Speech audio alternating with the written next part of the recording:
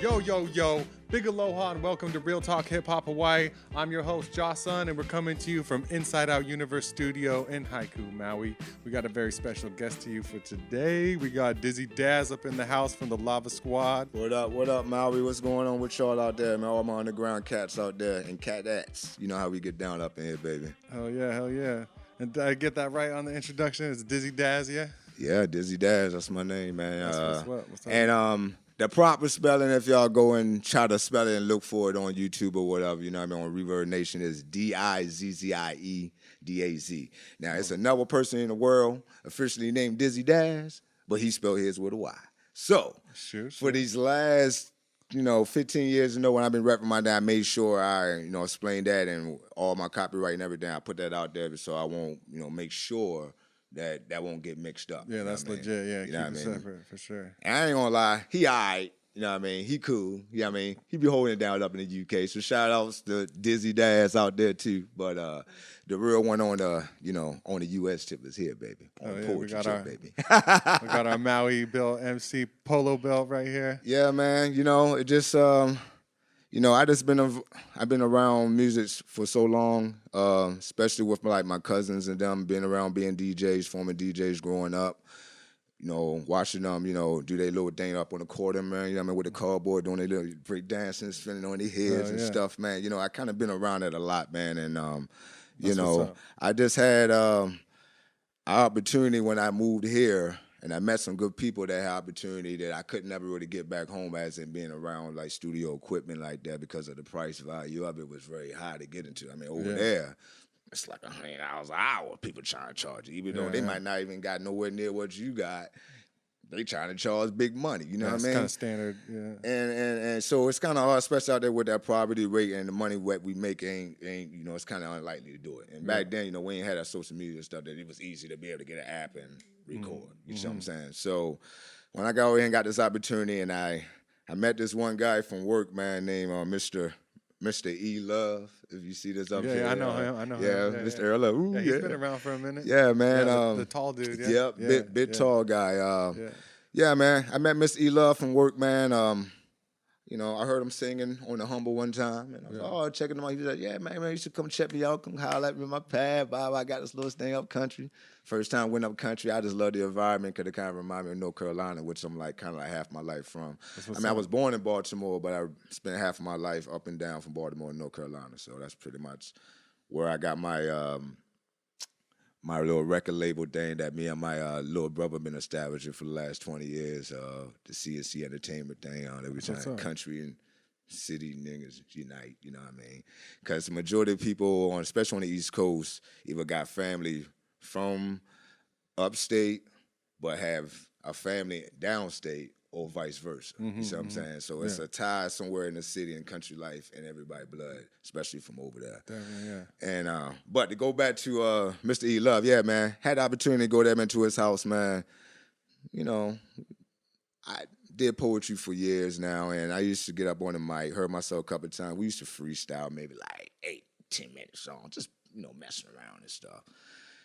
Then I got hold of Smooth Daddy, man. I met him through his old lady used to work at my job.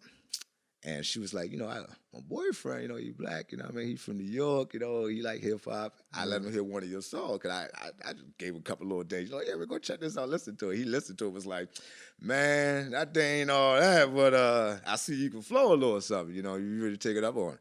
You should holler at me next time you go to the studio. I said, all right, cool. Man, took him up there. And then we did this one song, man, and then magic just went from there. It's like, okay, now we got to be serious with the situation. Let's make it happen like happen. So we started doing little serious gigs because, at the time, like I said, Mr. Love been out here for a while, for years. His little music thing, his little solo thing. But for him to transition to hip-hop, it was something different.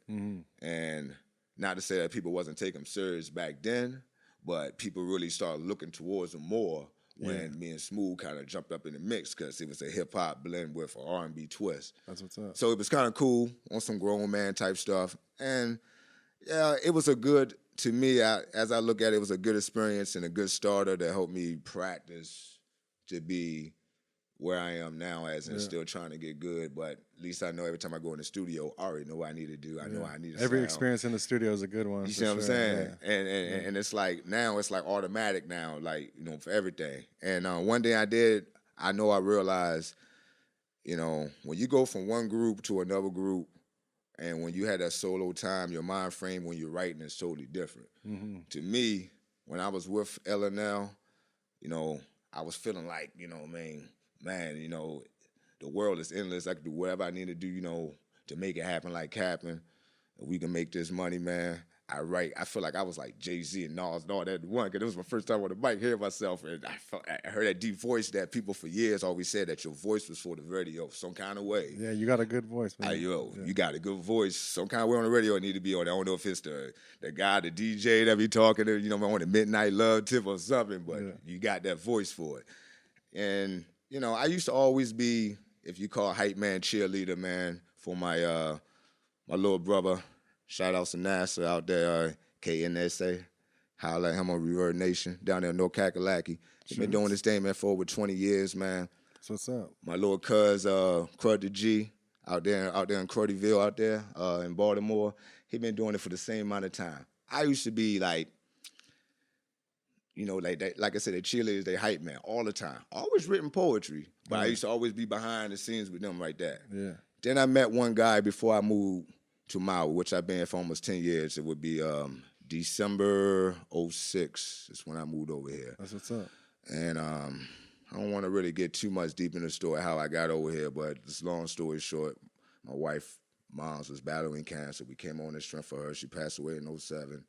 I just been over here ever since. A good transition in my life, made me look at life and everyone totally different, all kind of races. And, you know, when my mind frame, when I left, and came back after 6 years, was like, wow. Like, I could really see how the stuff that people was doing there, I used to do, and how, like, some people are just stuck, man. They can't get out of there. Yeah.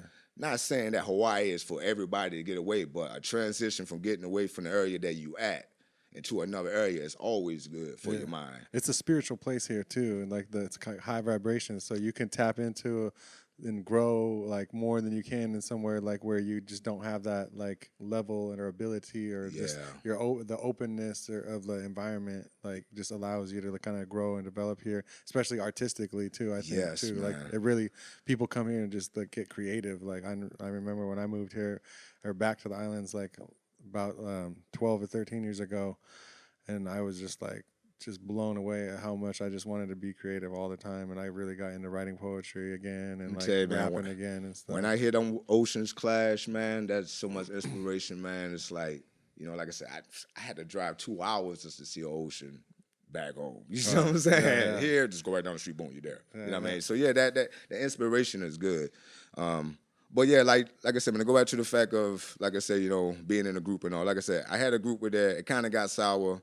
I ain't gonna really get too much into it, but we kind of broke off. I went solo for a minute, and then, man, I met my man Gims on the Shrimp. I was doing some side tracks with him and from shows and stuff like that.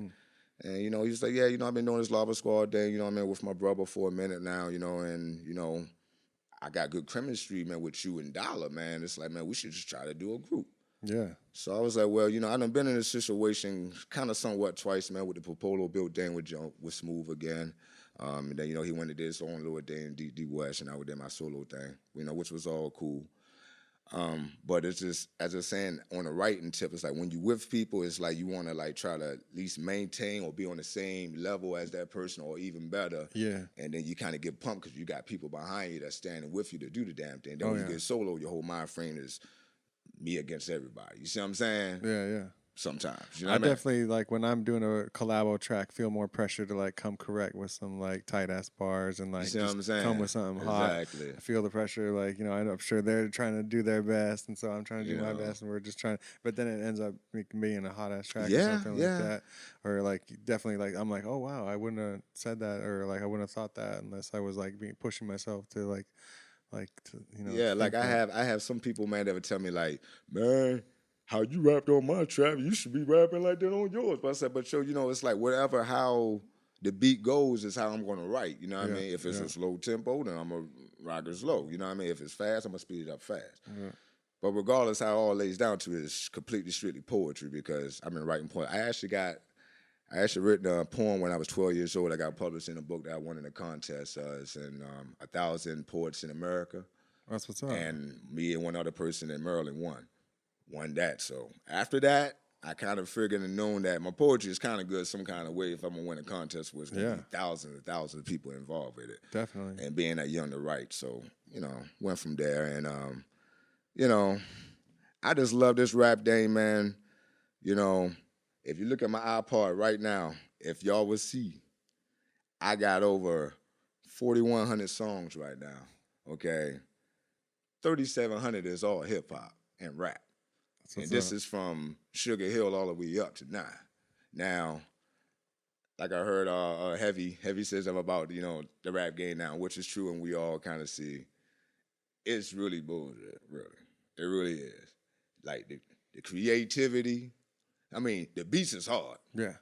Can't deny like the bass and everything. Man. And it's like with that, it should make you want to say something really hard on it and nice. Yeah. But instead, let's just make it. And for some reason, it's just like, what the hell is you hollering for? Like, what's going on? And then it's like, it's not a separation. It's like, this guy want to do it, this guy want to do it, this guy want to do it, this why they do it. And it's like, what's going on with this? Like, and to me, as I was told, auto-tune is there to cover up what you actually want to say when you messed up. Yeah.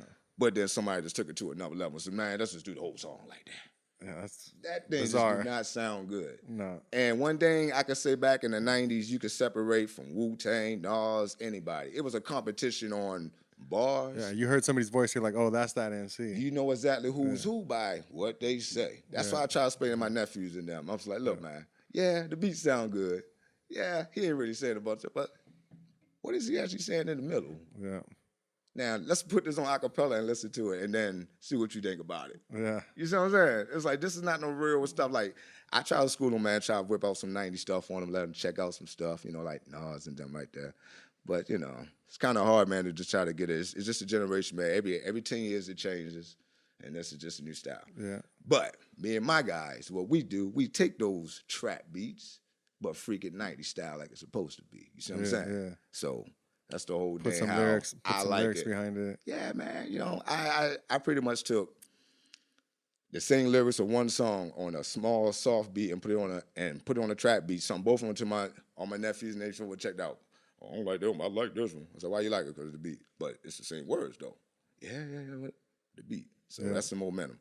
Back in the 90s, it was competition, like I said, about over lyrics. Beats was like the third thing you would think about. Yeah. Lyrical content was definitely strong. Wu and them, like I said, all my inspirations, Pop, Big, Nas, Jay, Wu-Tang and them, Rakim and them, man. It's like, they actually led the way how it's supposed to be. I'm really mad that it really how it is now. You know what I mean? Yeah. Oh, damn it, everybody.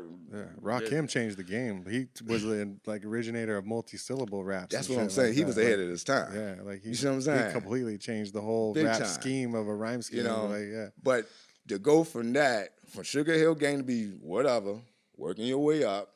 We supposed to be still elevating versus going back down. A lot of it's the technology for sure. That too, man. Back in the day, you had to earn your credit, you had to earn your respect, you had to go through other people and build and get your respect and the name in the community. Yeah. Before now you can just put stuff online, get famous somewhere, and then all of a sudden show and prove. Back then, now it's here and that. Check it out. I like to beat the school. You know what I mean? So, it's cool. We just got to get up on the times and let people know we've been holding it down and doing the shit. You know what I mean? Representing in the streets and shit. Yeah, man, because, I don't know, man. How it looks now, it's really going downhill, man. It's like really these old school guys need to come back out, really. They ain't got to rap. Just talk to these guys. Mm-hmm. Educate these guys, for real about really how to rap. Mm-hmm. Because it's just a bunch of talk right now. And half of you don't really understand what they're saying. You know what I mean? And like I said, the separation, as you know, by everybody by voice, everybody using the same thing, so it's go out. So it just messed the game up. So like I said, every now and then I hear a little beat. Yeah, it's cool. Yeah. But overall, I could pick maybe on half of my fingers I actually like right now. Yeah. You see what I'm saying? Everybody else is same. For sure. You know what I mean? So, yeah, man, the game is messed up on that, man. I just wish that sometimes I just wish that if Pac and Big never died, man, how the game would have been. Yeah, it's interesting to think. Half of them guys wouldn't even been out there because, Pac would have called them out off the top. Oh, yeah. Half of them would have just ended their career just because of that. And, Big, eventually, I know they would have got over their situation and they would have got together and made it happen. So, yeah, man. Yeah, but, yeah, the game is messed up, man. But I'm glad, like, this underground stuff, I love it. I just wish that we as a whole could always just do this, man. Yeah. You know what I mean? Like, when I see, like, Too Short coming down, boom. Man, flocking, it's loaded out. Like, damn, all these people out here like hip hop all of a sudden, like, boom. We have all these underground shows, and we might have like a good 30, 40, maybe tops. We need to get it like that, man. And it's like, if you're going to show support for one song for one guy that used to make money, you should be able to support people that got like 13, 14 good tracks. That's because it's the same thing to me, underground-wise. Yeah. You know what I mean?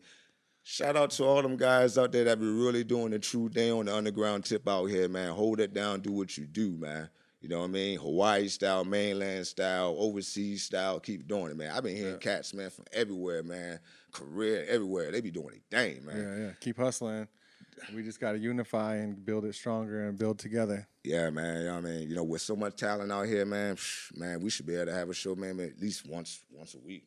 You know what I mean? If we all just get together, like you said, pitching 20, 10, 50, $5. Yeah, we got to invest in ourselves because if we don't invest in ourselves, then nobody is going to invest in us. Definitely that, man. So you got to have something to show and something to prove to other people why it's valuable to put money into you. That's why it's good for artists to put money into themselves and work, and then to have something to show. Yeah, definitely. You guys got a new project coming out too, yeah? Yeah, man. We got this. With the 808 Lava Squad Mafia, we got the Active Volcano mixtape coming out. Big ups to Dollar Dizzo. Big ups to Dollar D, Mr. Gims, my man C Logic up out there, my man OE holding it down up out here. You know what I mean? But yeah, man, we got a lot of good collaborations, man. We got Teo Mon hopping up on that thing, man. We got Smooth popping off. We got Cherie hopping up on that thing. Who else we got on there? We got Kid Trigger on there. We got the Ill Gorillas on there. It's a nice little combination collab of a lot of people that, like Dollar said on his set, that he never thought he would do it. Yeah. But like I said, we all combined and brought people that we could all bring in, everybody, and then we just made it happen. And, hey, I can't wait till it gets done because the day is hot, man. I mean, for every day on it. And did a good job on this project. And I ain't going to say we rushed it, but we, the momentum was going so good on it, man. I mean, 2-3 songs every other month. We was rocking, bam, bam, bam, bam. That's good, man. Get it while it's hot. Yeah, get it while it's hot. I mean, we had a couple of people that, had maybe could not make it. They had to come back and redo them. But overall, the project is getting done. I would say probably within, actually today, we're supposed to be finishing up the last 2 tracks today. That's what's up. Then we get them mixed down maybe the following week. So I would say we're mastering and everything. Maybe within the next month and a half or so, it should be ready. That's what's up, man. Yeah, we're definitely looking forward to hearing that. I can't wait, man, to get that out, man, especially, man, that Teo Mon. Yeah, I've been hearing through the loop and from some people that there's some fire-ass tracks on there. People are like, oh, man, that's the new Lava Squad. I am very proud of this project and the people that was involved with it that really made it happen, man, because we really took what we thought of and made it happen. You know what I mean? That's cool. It's good to see that translation because that's hard to do from, inside your head to, to the ears and to the screen and everything, you know, it's hard to translate that sometimes. So it feels good when you do it. Man, sometimes come out even better, man. You be like, wow, this even better now. Yeah, you know what I mean? Yeah. It's like a lot of times it came like that too, you know what I mean? That's what's up. So yeah, man, we trying to, build this 808 Lava Squad Mafia brand. We try to get out, like I said, my man C Logic from the group, he got a little clothing line thing he about to start jumping off with, and he got a friend from Oahu, he got a little partnership. He's about to start getting that out pretty soon. At the same time, we just trying to get this mixtape. Everybody got their own individual mixtape. This is my second one coming up. Nice. Gims is on his one. Dollar, of course, he's always making music. Yeah, he's been grinding. Yeah, he's always doing his thing. OE, we in the process of trying to get him to get out maybe a good 8-9 tracks. And just like how the Wu did, you got the 36 chambers, and next thing you know, meth. And then Old Dirty, and then Raekwon, and then everybody still all collab on the same mixtapes or helping out to go with it. Yep. And then we're gonna see how that go for after a year. Everybody got this stuff drop, and then we come back and go ahead and come out with this, this LP and see what happens out with that, and start really doing them. So that's the future plans of doing. Like I said, the momentum was going good. We got a lot of good responses, not only here from around areas that I even never thought that would even listen to my stuff, but they do. That's what's up. So yeah, and like I said, it's good to have a plan too, man. I respect that. Yeah, man. It's good to have plans and goals and meet that shit. I've been in this game for, actually recording wise for maybe 10 years, but I actually been involved in this thing for 20, really. You know what I mean? Legitimate. As in the whole aspect about it and writing poetry and getting all this information from all the older guys that really acknowledged me to be able to do what I could do now. You see what I'm saying? And it's slowly but surely getting there, you know what I mean? And like I said, shout outs to all those 90 rappers out there, man. Because this is the whole reason why I do what I do, man, because of y'all, man. You see what I'm saying? Without you guys, I wouldn't even thought about this, man. You see what I'm saying? Definitely. And them inspirations and them stories, man, it's it just drives me. And then seeing that's what it is. It's none of that no more. Let me talk about, I don't know. And then you start making up words. Slick Rick, the art of storytelling, man. It's the art. That, a story, that's the whole point. You got to tell a story, do something like that, you know what I mean? But definitely. Other than that, man, like I said, I love this underground thing. I just wish that we could do it more. We're building. I think slowly too, but surely we are, you know what I mean? And everybody support one another, man. Man, you never know what we could do out here. You know what I mean? Exactly. Because it's mad talent out here. Yeah. And it's mad famous people that come through here that you could, you know what I mean? Eventually, they're going to hear the right stuff. Exactly. And once one person get on, everybody else going to get on. You see what I'm saying? For sure. So, definitely. But yeah, man, that's my thing. And my hollows, man, let me, get in this interview session and spread my little love about the day, man. You know what I mean? Because, I'm very blessed to be even a part of this situation or discussion. You know what I mean? Because, like I said, I've been doing it for a minute. I love fucking. Apologize. I love hip hop, man, to the max, man. Rapping all. That's all I know, man. 6 days out the week, I'm rocking my old school list from '90s on up. Yeah. Now I just take one day out the week, man. That's to play the old school stuff, man. That's to kind of reminisce and stuff. But other than that, I don't be up out there like that, man. You know what I mean? I'm just sit back trying to maintain, man. Enjoy this poetry writing as I do. And like I tell my wife, and people in my family, I say, look at man, at least you got a voice for me for the rest of your lives. When I pass away, you all got to do is pop in that thing right there. You can hear me. Yeah, that's how I look at it too, man. It's a voice. That's eternal right there. Yeah. Exactly. Immortality right there. Exactly, man. I'm about 94 songs in, man. That's what's up. So. That's awesome. Yeah. It's good to hear, man. Yeah, man. You got any last words? Or you want to shout out anybody? Shout outs wise. Sorry for taking too long, y'all. I had a lot of stuff on my mind. Shout outs, man. Pablo, Deep West Smooth, ASR out there. Cap C, come holler at me. I'm trying to get a hold to you, do something with you, man. All the OGs, and like I said, DJ Blast, Heavy B and y'all. I mean, y'all my Facebook friends. I never really got a chance to really chop it up with you, but eventually I want to. You know what I mean? Bo, Ethan, the previous tons out there. Karma, Cherie, my man Rob, producer-wise. My man Jason, man, from Buddha Monk Productions out there. Man, Vince. Man, my brother, man, KK and SA, man, NASA. My man, Repertoire the Ball. Curdy Crew and Curdyville and all my peoples, man, all around them. That be holding it down, that be supporting hip-hop, man, all the way around for all peoples, man. You know what I mean? Yeah. And that's all it is for me, man. I'm just, like I said, blessed us to be breathing and to be able to hear myself on something, man. Regardless of how the money come around, it's going to come eventually. If it do, it do. If it don't, it don't. But I just love just doing it. That's pretty. That's what's up, man. Poetry. No, I feel it, man. I feel you. I feel you, man. Yeah, I mean. Yeah, I always appreciate your energy and your hustle, man.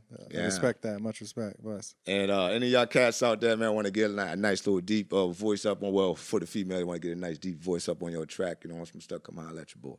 Anybody else, come holler at you, know where I be. Shoot. That's what's up. That's what's up. It's been Real Talk Hip Hop Hawaii. I'm your host, Josh Sun. We out. Peace. Yeah.